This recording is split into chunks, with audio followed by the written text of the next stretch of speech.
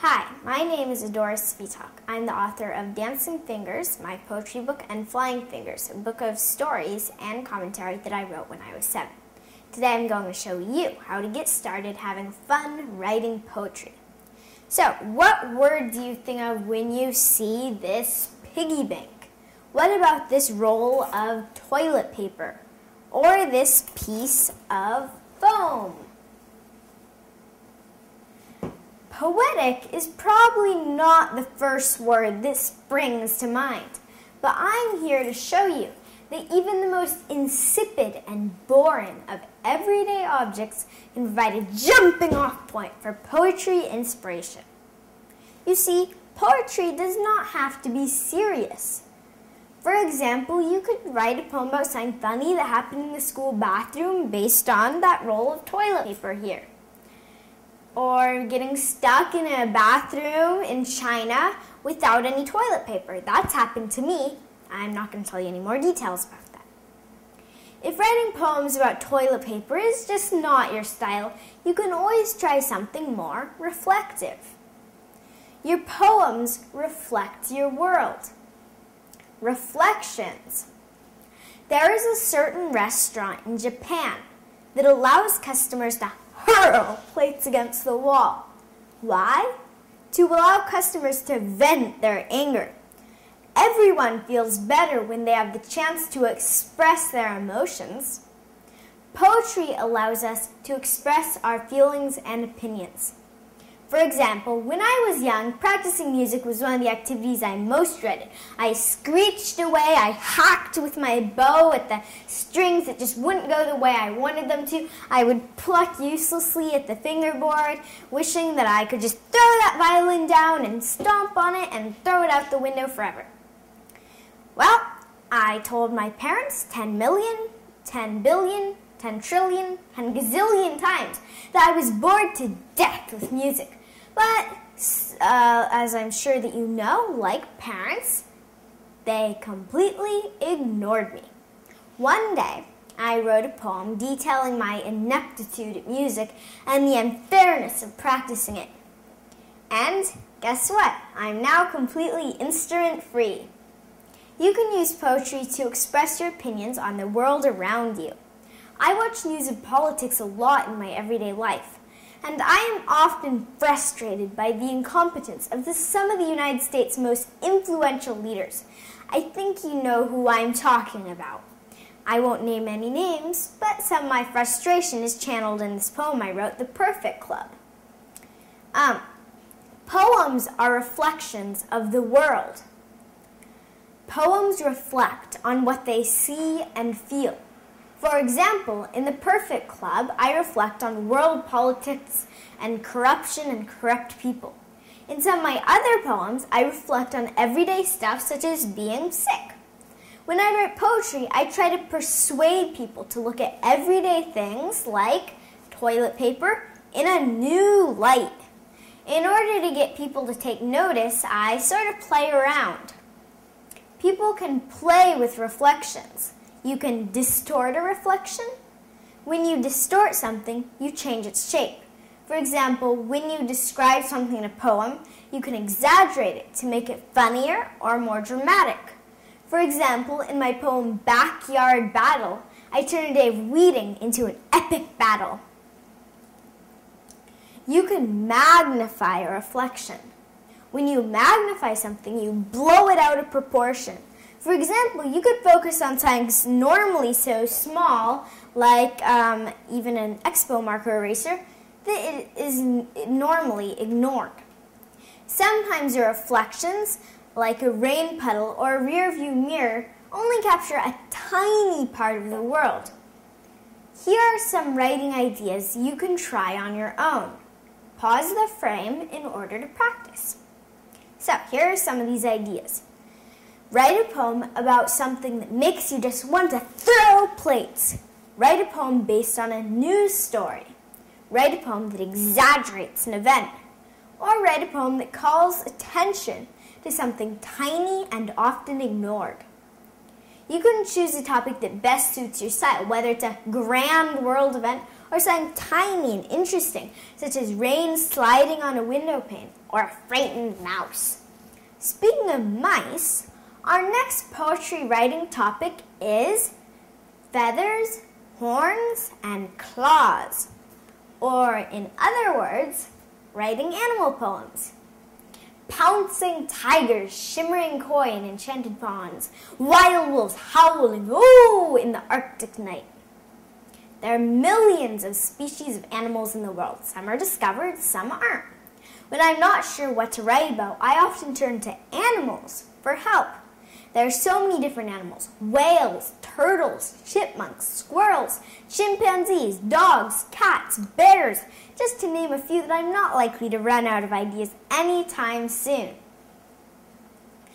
Every animal you look at, remember, imagine, or see in a picture or on TV can be a source of inspiration for poetry. That means that animals literally offer millions of ideas for poems. You can even take a real animal as inspiration and then make up funny details about it. This may not come as a big surprise to you if you've read this poem already, but my poem, My Dog Daisy, is not exactly true to life. I took a real animal, a dog, and then made up a weird story about it. You can make up stories about the animals you see in real life. From prancing show poodles to earthworms that move by the balance of fluids in their bodies, animals are endlessly amusing and interesting. I can write poems about the way they look or move. I can write poems about their dark, smelly caves and their warm grasslands. I can even use an animal as a metaphor to talk about something completely different. You can use an animal as a metaphor to talk about something completely different. You can write a poem about your pet, or you could write a poem about a wild animal you love. What? You don't like animals? What animals are you scared of? Elephants? Mice? Some of the most intimidating animals can help us create poems. So, what is the scariest thing about this animal? Is it something obvious, like its sharp claws, or something more subtle, like the sound of its footsteps or the look in its eyes? You can write poems about the things that scare you. You can write about a rat's skittering claws or a crocodile's looming jaws. You can write about a hyena's shriek or a raptor's lustrous beak. When you write about animals, you have the chance to use lots of descriptive words and action words. You can describe an animal's sleek coat, its glimmering scales, or its glowering eyes. Cheetahs are swift-moving. Cheetahs pounce from branches. When we write poems about animals, we get to use exciting action words such as pounce, prance, snort, and snarl. For example, I use a lot of action words in my poem, Wolf. Here this poem is. My paws walk over earth and stone. I call the wild my only home. My teeth will break the thickest bones. I howl in the moonlight alone. My feet tap by the haunted mere. My howl the common folk can hear, and when they know that I am near, they shiver in their climbing fear. My howling run through the streets, my rush at the coward's feet, my mad desire for bloody meat, and then, in the darkness, I retreat. Specific action words like break, howl, tap, shiver, climbing, and rush make the poem more exciting. Now it's your turn. You could write a poem about your pet, or if you don't have a pet, write a poem about your ideal imaginary pet. Write a poem about the rampage of a formerly meek and mild animal. Write a poem about a wild animal on the hunt. Write a poem that uses an animal as a metaphor. Write a poem about an animal that scares you. Write a poem about the way a certain animal's coat feels. Write a poem about the way a certain animal moves. As you can tell from reading my poem, My Dog Daisy, I love to write silly animal poems. But animals aren't the only source of comedic inspiration. There's plenty of other stuff to provide fodder for nonsensical poems. We'll look at some of these ideas in our next section. Can you guess what that is? Common nonsense. Writing ridiculous poems. So, what makes something funny? Whether it's your grandmother farting in church or Calvin getting attacked by his school lunch, funny things are funny because they are unexpected. For example, you wouldn't expect a sneeze to be wet enough to soak someone's shawl or loud enough to be heard in outer space, would you? To make a poem ridiculous and fun, exaggerate a real-life event. I could turn a small mishap in the kitchen into a dramatic, electrifying poem. All of you have sneezed before, right? I think so. I'm not sure all of you have gotten half of your family or more sick with that sneeze up. I wrote a poem about a very improbable sneeze. Here is that poem, The Sneeze. I must hold in a dreadful sneeze. I beg you to excuse me, please. I know my trumpet is a great disgrace. I'm willing to accept my loss of face. I sneeze much to the public's dismay. I humbly beg you for me to pray. For I have the feeling that my soul is torn. It's not only my throat, it's too well worn. I know that Lady Cunningham was disgusted. I know that I'm a scoundrel, not to be trusted. I know that I shouldn't have come at all when I knew I might ruin the Countess's shawl. My grand aunt had to sell her brass samovar. My sneeze and the storm were quite on par. The lessons at school could barely be heard because I always sneezed achoo through every word. Now half the household's sick, the others died. My grand aunt spanked and my grandma cried. I swear now that I'm sneezing with fear, but I can't squeeze out a morning tear. I'm being shut up like a rabid dog. My windows are blocked with extra thick logs, and I can tell you it's no use to fight. There's a guard outside my door at night. I only got hankies for my present this year, that and a book of small font Shakespeare. I wish that my sneezes went to outer space. That way they wouldn't be such a waste. Maybe an alien would hear the noise and know of other living boys. Send an expedition to planet Earth. Then my sneezes would have some worth. But now from dreams I must retreat and try not to sneeze. I have to look neat. To attend a party of great renown, the most important party in our town. All I can hope is that I don't have to talk, because the sneeze will creep out like a slug from a rock and earn me another reproving stare. Oh no, here's a sneeze, I tell you, beware! I sneezed on the sandwiches soaking the cheese. I sneezed on the silver for catering fees. I beg you to excuse me, please, oh please. Forgive me for my deplorable sneeze. You say that I shouldn't exaggerate so much? Achoo, you insult me. Exaggerating can make something as mundane and everyday as a sneeze a terrifying, life-threatening situation. And funny. We can use our imagination to exaggerate real-life events and turn them into exciting, interesting poems. When you realize that a sneeze can become an epic, you realize that the world around us is just teeming with poetry ideas. For example, you could take a page out of that Calvin and Hobbes book and write a poem that is an exaggerated description of a gross meal. I do this in my poem, Lunch. In fact, poems provide a creative way for us to vent our feelings about lots of things we don't like. It's a free country. You can write a poem about how much you loathe homework, eating your vegetables, or other despicable tasks. You can get lots of inspirations for poetry from the things you see around you. Trees, houses, coats, sidewalks, even plastic containers, snowflakes on the ground. Use your imagination. When it comes to poetry, you don't have to stick with the facts. For example, you could look at an everyday item and imagine what it would be like if it had magical powers.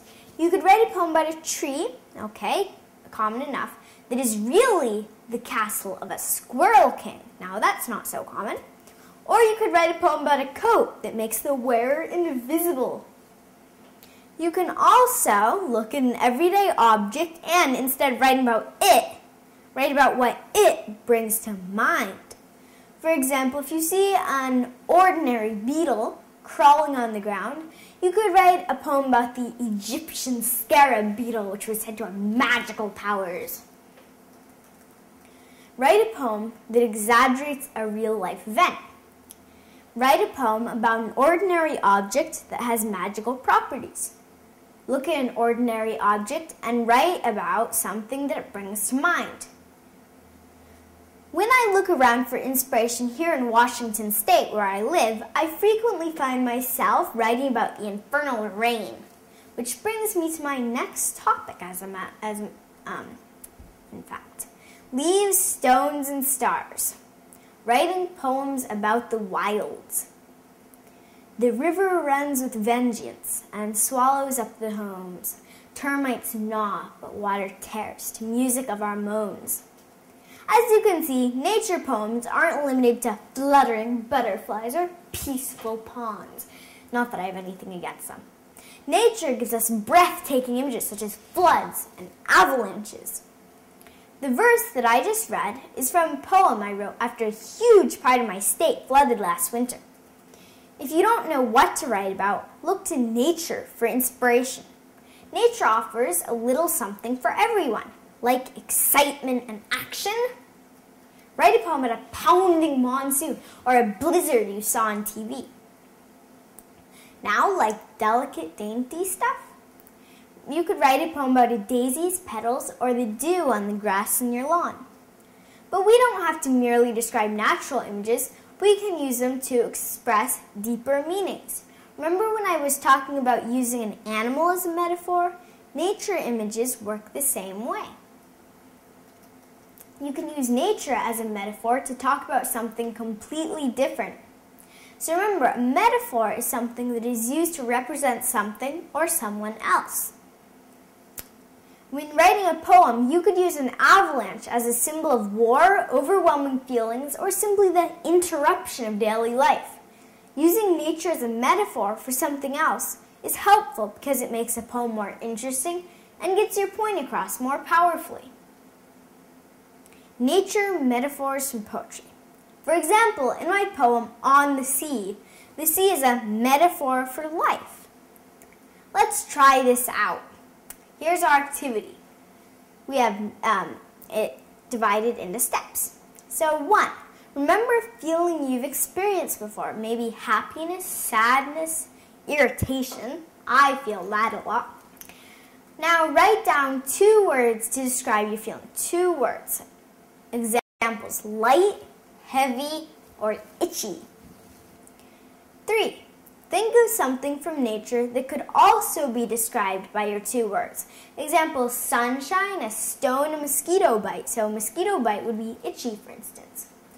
Now 4, write a poem about your feeling. Instead of stating, I felt sad, use your nature metaphor to describe your feeling. Here's an example. I was a heavy, cold rock on the gray sea floor. You can use nature metaphors to get your readers thinking about any manner of ideas, but you can also use nature poems to get your readers thinking about, what else? Nature. You might want to consider writing a poem about a polar bear on a shrinking ice floe, or the beauty of dawn in one of the world's last truly wild places. When you write poems about nature, you get your readers to think about nature at a crucial time when our environment is being threatened. Here's some other ideas you can try on your own. To practice, pause your screen. Activities. Write a poem inspired by weather forecasts. Use action words. Look around for the tiniest natural detail you can find. Write a poem about it. Think of a nature metaphor for something that is troubling you and write a poem about the metaphor. Write a poem about the impact of pollution impacting the habitat or the life of a specific plant or animal. Now, nature is not the only source for such dramatic inspiration. History offers plenty of potential for gore and glory. Writing poems inspired by olden times.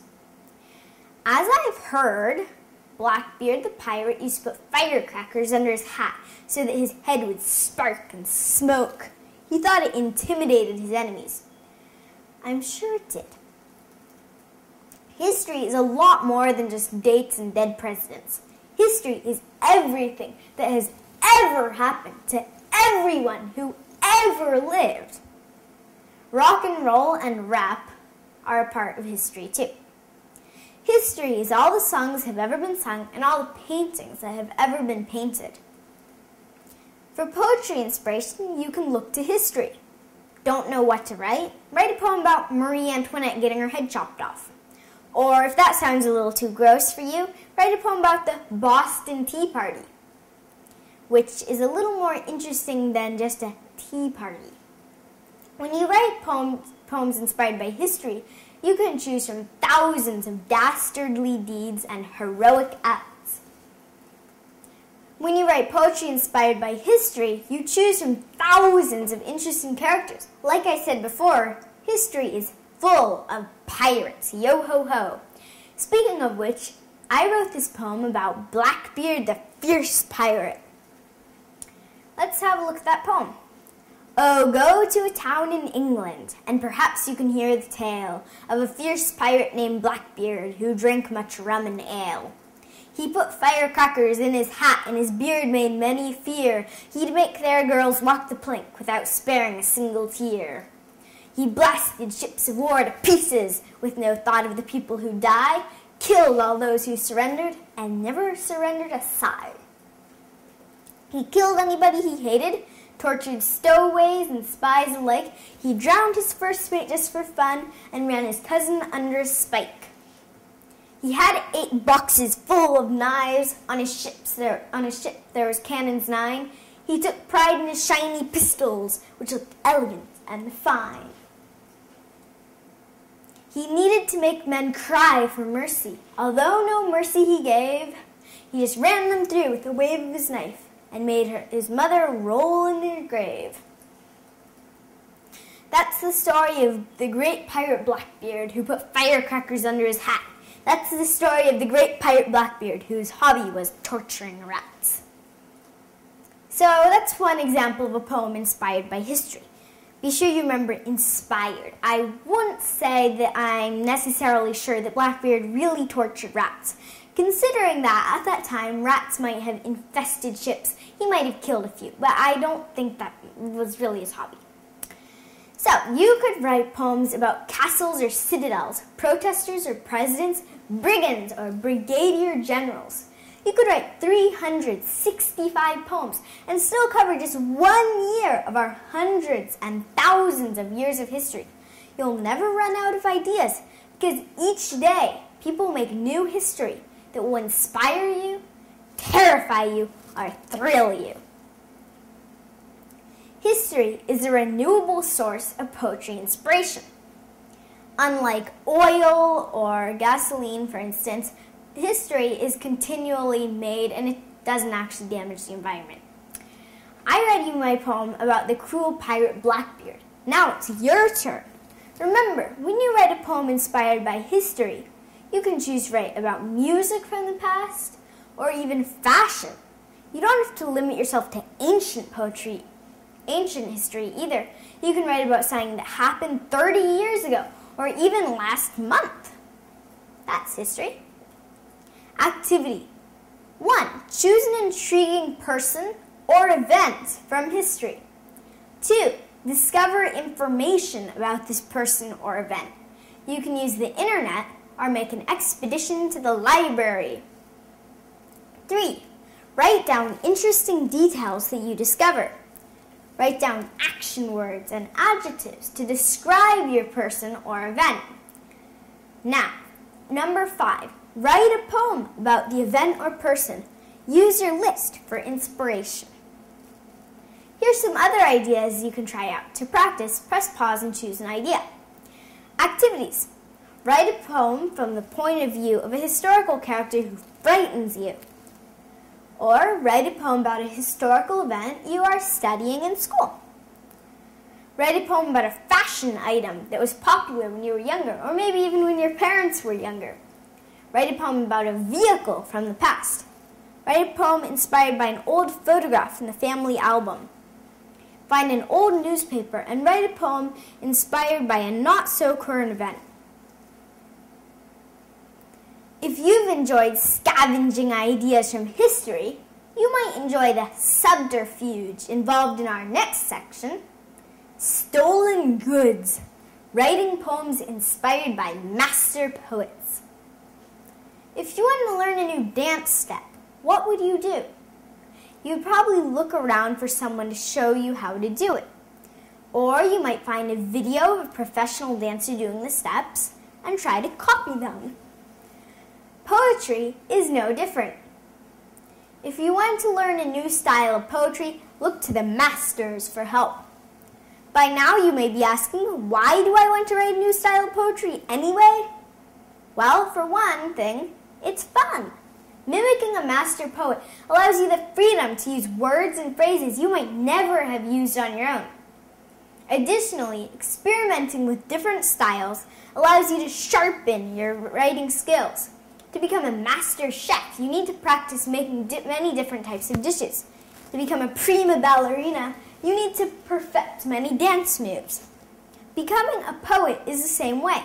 The more styles you practice, the better your own poems sound. Exploration leads to improvement. At our school, we write to learn. After reading and discussing the works of a certain poet, we write our own poems.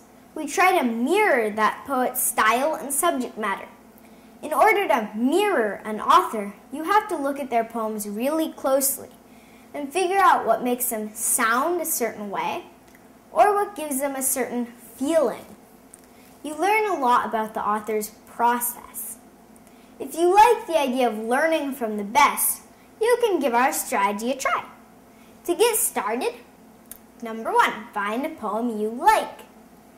When our class does these poetry exercises, we don't copy a poet's work exactly.